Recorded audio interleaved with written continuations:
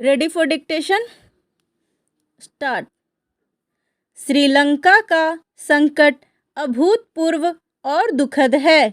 इसकी गिनती चंद वर्ष पहले तक दुनिया के खुशनुमा देशों में होती थी।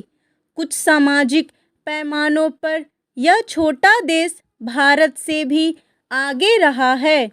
आतंकवाद के दौर में भी कभी श्रीलंका को ऐसी मुसीबत में नहीं देखा गया। 9 जुलाई को राष्ट्रपति भवन पर लोग विरोध के लिए उमड़ आएंगे, यह आशंका पहले से थी। सप्ताह के बाकी दिनों में किसी न किसी तरह से रोजी रोटी की जुगाड़ में जुटे लोग शनिवार और रविवार को ही अपने मन की बात पूरी तरह से कहने में सक्षम हो पा रहे थे।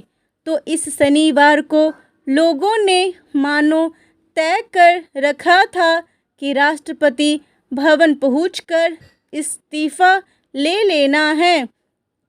खतरा देख राष्ट्रपति गोटाबाया पहले ही निकल चुके थे, तो लोगों ने सुरक्षा कर्मियों के साथ थोड़ी बहुत झड़प के बाद राष्ट्रपति भवन पर एक तरह से कब्जा कर लिया। उपद्रव या विद्रोह के इस पक्ष को देखकर दुनिया दंग थी, लेकिन देर शाम प्रधानमंत्री के निजी आवास को जिस तरह से लोगों ने आग के हवाले किया, उससे चिंता बढ़ गई। 10 जुलाई को पुलिस सक्रिय हुई है और सेना भी सामने आने लगी है। विद्रोह को काबू में करने के लिए सैन्य अधिकारियों का मुखर होना जहां एक ओर स्वाभाविक लगता है, तो वहीं दूसरी ओर यह चिंता भी सताती है कि कहीं यह देश हिंसा के नए दौर में न प्रवेश कर जाए। श्रीलंका में संयम समय की मांग है, लेकिन उससे लोगों की ज़रूरतें पूरी नहीं होती। लोगों की इच्छाओं और उम्मीदों को समझने की ज़रूरत है। गोटाबाया राजपक्षे को भी यह एहसास है, क्योंकि अगर वह सेना को आदेश देते तो सेना 9 जुलाई को राष्ट्रपति भवन पर प्रदर्शनकारियों का कब्जा नहीं होने देती।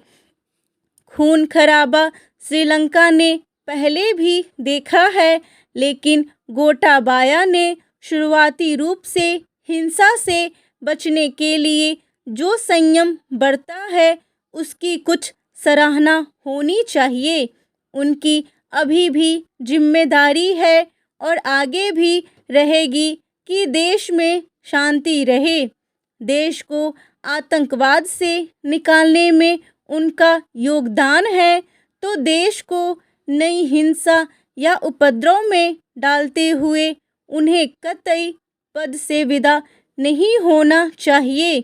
फिलहाल श्रीलंका में सेना को कानून व्यवस्था बहाल रखने तक ही अपनी भूमिका निभानी चाहिए।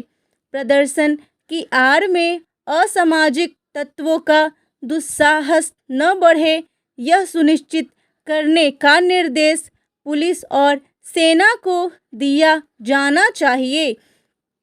लोग राष्ट्रपति भवन से निकल जाएं, किसी सार्वजनिक या निजी संपत्ति को नुकसान न पहुंचे, यह सुनिश्चित होना चाहिए।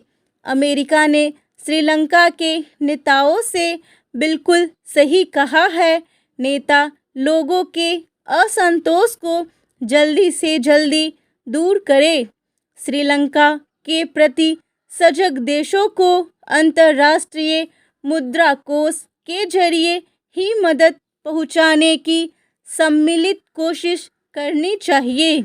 जो भी सरकार बने, वह अपनी नीतियों को अंतर्राष्ट्रीय नीतियों के अनुरूप बनाए, ताकि विदेशी निवेश और विदेशी मदद के लिए राह खुल जाए। अंतरिम सरकार में ऐसे नेता शामिल हों जो तेज तर्रार, कुशल प्रशासक और नवाचार से भरपूर हो।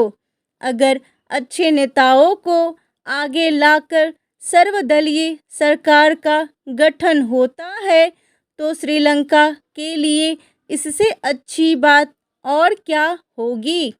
अब सभी दलों को मिलकर आगे की राह तय करनी चाहिए।